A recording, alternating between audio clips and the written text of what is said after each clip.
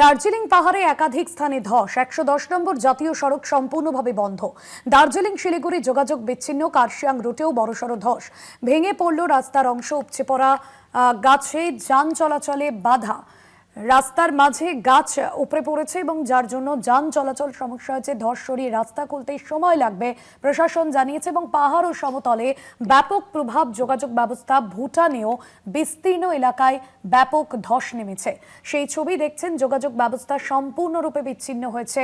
দার্জিলিং পাহাড়ে একাধিক স্থানে ধস। একদিকে ভুটানের ছবি দেখাচ্ছি আপনাদের।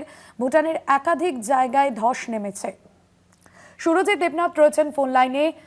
শুভজিৎ দেবনাথ রয়েছেন ফোন লাইনে। শুভজিৎ, কি পরিস্থিতি? বিভিন্ন জায়গায় ধস নেমেছে এবং গাছ উপড়ে পড়েছে, যার ফলে যোগাযোগ বিচ্ছিন্ন হয়েছে।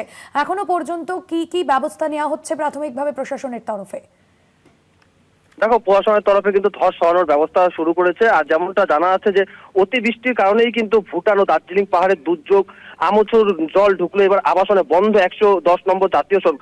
এই টানা বৃষ্টির জেরেই কিন্তু ভুটান এবং দার্জিলিং পাহাড়ে দুর্যোগজনক পরিস্থিতি সৃষ্টি হয়েছে। ভুটানে আমুচু নদীর বন্যা পরিস্থিতি শুক্রবার নতুন মোড় নেয়, যখন নদীর জল হঠাৎ গতিপথ পরিবর্তন করে পাশের NHDCL আবাসন কলোনিতে ঢুকে পড়ে। ভোর প্রায় 5:30 নাগাদ একাধিক বাড়িতে কিন্তু বন্যার জল প্রবেশ করায় এলাকাবাসীর মধ্যে আতঙ্ক ছড়িয়েছে। পরিস্থিতি সামাল দিতে দ্রুত ভারী যন্ত্রপাতি সেখানে মোতায়েন করে নদীর গতিপথ পরিবর্তনের উদ্যোগ নেওয়া হয়, যাতে জল আবাসন এলাকায় আর প্রবেশ করতে না পারে।